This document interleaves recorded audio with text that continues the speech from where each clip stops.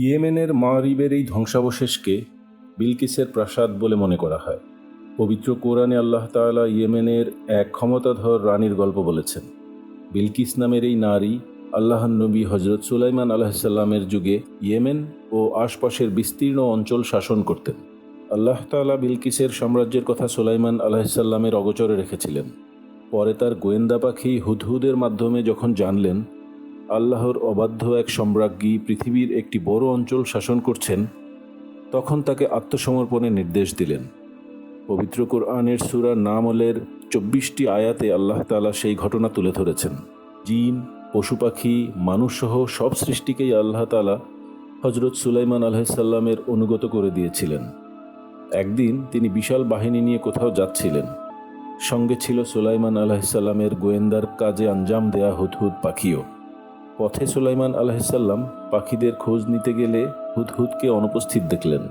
অন্যদের জিজ্ঞাসা করলেন, কি ব্যাপার? হুদহুদকে দেখছি না, সে কি নেই? অনুমতি ছাড়া অনুপস্থিত থাকা অপরাধের অন্তর্ভুক্ত। তাই সুলাইমান আলাইহিসসালাম বললেন, তাকে কঠিনতম শাস্তি দেব, অথবা তাকে হত্যাই করব, অথবা সে অবশ্যই আমাকে তার অনুপস্থিতির উপযুক্ত কারণ দেখাবে। একটু পরেই হুদহুদ ফিরে এলো। এসে বলল, আমি এমন কিছু তথ্য পেয়েছি যা আপনার কাছে নেই। ইয়েমেনের সাবা থেকে আমি নিশ্চিত খবর নিয়ে এসেছি। সেখানে দেখলাম এক নারী রাজত্ব করছেন এবং তাকে সবই দেয়া আছে। তার বিরাট সিংহাসন রয়েছে। হুদহুদ আরও বলল, এটুকুই নয়, আরও দেখলাম তিনি ও তার প্রজারা আল্লাহকে বাদ দিয়ে সূর্যকে সেজদা করছেন। শয়তান এ কাজকে তাদের সামনে সুন্দরভাবে উপস্থাপন করেছে এবং হেদায়েতের পথ থেকে বিরত রেখেছে, ফলে তারা হেদায়েত পায়নি। এমন তথ্য শুনে সুলাইমান আলাইহিসসালাম বিস্মিত হলেন এবং বললেন, দেখি তুমি সত্য বলছো না মিথ্যা বলছো। অতঃপর রানী বিলকিসকে আল্লাহর বিধানের কাছে আত্মসমর্পণের নির্দেশ দিয়ে সুলাইমান আলাইহিসসালাম একটি চিঠি লিখলেন। হুদহুদকে সুলাইমান আলাইহিসসালাম বললেন, আমার এই চিঠি নিয়ে তাদের দাও। এরপর তাদের কাছ থেকে একটু দূরে সরে দেখো তাদের প্রতিক্রিয়া কী। হুদহুদ গিয়ে তাই করল। চিঠি পেয়ে বিলকিস মন্ত্রিসভার বৈঠক ডাকলেন এবং চিঠির ভাষ্য তাদের সামনে তুলে ধরলেন। বললেন, সভাসদগণ, এই দেখেন, আমাকে সুলাইমানের পক্ষ থেকে মোহরাঙ্কিত পত্র দেয়া হয়েছে। তাতে লেখা আছে, অসীম দাতা অতি দয়ালু আল্লাহর নামে শুরু করছি। আমার প্রতি উদ্ধত হইও না, অনুগত হয়ে আমার কাছে হাজির হও। মন্ত্রীদের কাছে পরামর্শ চেয়ে বিলকিস বললেন, হে সভাসদগণ, আমার কর্তব্য সম্পর্কে সিদ্ধান্ত দিন। আপনাদের ছাড়া আমি কোনো বিষয়ে সিদ্ধান্ত নেইনি।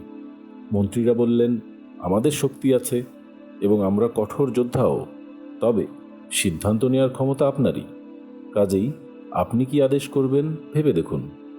বিলকিস হামলার আশঙ্কা প্রকাশ করে বললেন, রাজারা যখন কোনো জনপদে ঢোকে তখন বিপর্যয় ডেকে আনে এবং সেখানকার সম্মানিত ব্যক্তিদের অপমান করে ছাড়ে। এরাও তাই করবে। শান্তি চুক্তি করে আত্মসমর্পণ এড়ানোর ফন্দি আটেন বিলকিস।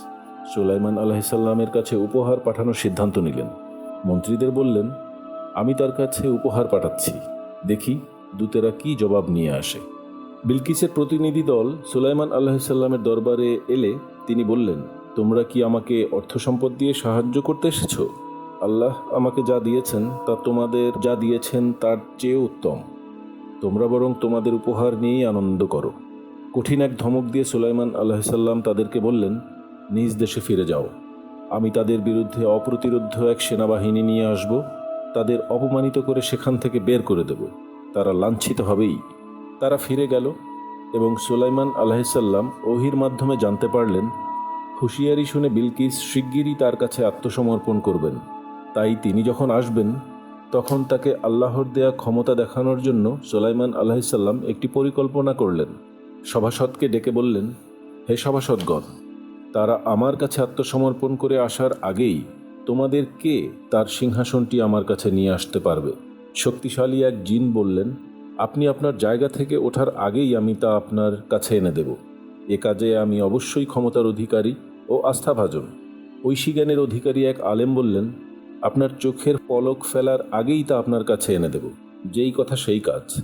মুহূর্তেই তিনি বিলকিসের বিরাট সিংহাসনটি সুলাইমান আলাইহিসসালামের সামনে এনে হাজির করে দিলেন এবং আল্লাহর প্রতি বিশেষ কৃতজ্ঞতা জানালেন। নিজের সিংহাসন সুলাইমান আলাইহিসসালামের দরবারে দেখে বিলকিস নিশ্চয়ই অবাক হবেন এবং আল্লাহ প্রদত্ত ক্ষমতা দেখে তাকে নবী হিসেবে মেনে নিয়ে আনুগত্য করবেন।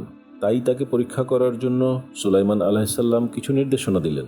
বললেন, তার সিংহাসনের ধরন পাল্টে দাও, এরপর দেখি সে সত্য পথের দিশা পায় নাকি যারা পথের দিশা পায় না তাদের অন্তর্ভুক্ত হয়। বিলকিস আত্মসমর্পণের জন্যই এলেন। তাকে সিংহাসনটি দেখিয়ে জিজ্ঞাসা করা হলো, এটি কি আপনার সিংহাসন? তিনি বললেন, তাই তো মনে হয়। আপনার সম্পর্কে আগেই আমাদের জানানো হয়েছে এবং আমরা আত্মসমর্পণ করতেই এসেছি। রানী বিলকিসকে প্রাসাদে আমন্ত্রণ জানিয়ে সুলাইমান আলাইহিসসালাম বললেন, প্রাসাদে প্রবেশ করুন। প্রাসাদের মেঝে দেখে তিনি সেটিকে স্বচ্ছ পানির হ্রদ মনে করলেন, ফলে বিভ্রান্ত হয়ে পায়ের গোছা থেকে কাপড় উঁচু করলেন। তখন সুলাইমান আলাইহিসসালাম বললেন, এটি স্বচ্ছ কাচের প্রাসাদ। রানী বিলকিস এসব পরীক্ষার মুখে পড়ে সুলাইমান আলাইহিসসালামের অলৌকিক ক্ষমতা উপলব্ধি করলেন এবং আল্লাহর দরবারে চূড়ান্ত আত্মসমর্পণ করার ঘোষণা দিলেন। বললেন, হে আমার প্রতিপালক, আমি অবশ্যই নিজের প্রতি জুলুম করেছি। আমি সুলাইমানের সঙ্গে বিশ্বজগতের প্রতিপালক আল্লাহর কাছে আত্মসমর্পণ করছি। উল্লেখ্য, রানী বিলকিস মুসলমান হওয়ার পর তার কি হলো, কোরআনের বর্ণনা বা বিশুদ্ধ কোনো বিস্তারিত আলোচনা নেই। অবশ্য তাফসীরের বর্ণনায় পাওয়া যায় হযরত সুলাইমান আলাইহিসসালামের সঙ্গে তার বিয়ে হয়েছিল। বিষয়টি মহান আল্লাহই ভালো জানেন। এই গল্পের মূল শিক্ষা হলো, পৃথিবীতে আপনি যতই ক্ষমতাধর হন না কেন, মহান আল্লাহর দরবারে নিঃশর্ত আত্মসমর্পণই পারে আপনার পরকালীন সাফল্য নিশ্চিত করতে। সেবার রানী বিলকিস সুলাইমান আলাইহিসসালামের হাত ধরে মহাবিশ্বের মহান অধিপতি আল্লাহ তাআলার কাছে আত্মসমর্পণ করে পরিণামদর্শী সিদ্ধান্তই নিয়েছিলেন। ক্ষমতার অহংকারের ফাঁদে পড়ে পরকালীন সাফল্যের কথা তিনি ভুলে যাননি। সম্মানিত ভিউয়ার্স, নতুন নতুন ভিডিও পেতে চ্যানেলটি সাবস্ক্রাইব করে বেল আইকনটি চেপে পাশে থাকার অনুরোধ রইল। আর ভিডিওটি ভালো লাগলে লাইক দিয়ে শেয়ার করে দেবেন আপনাদের প্রিয় বন্ধুবান্ধব ও আত্মীয় স্বজনদের মধ্যে। আসসালামু আলাইকুম ওয়া রাহমাতুল্লাহ।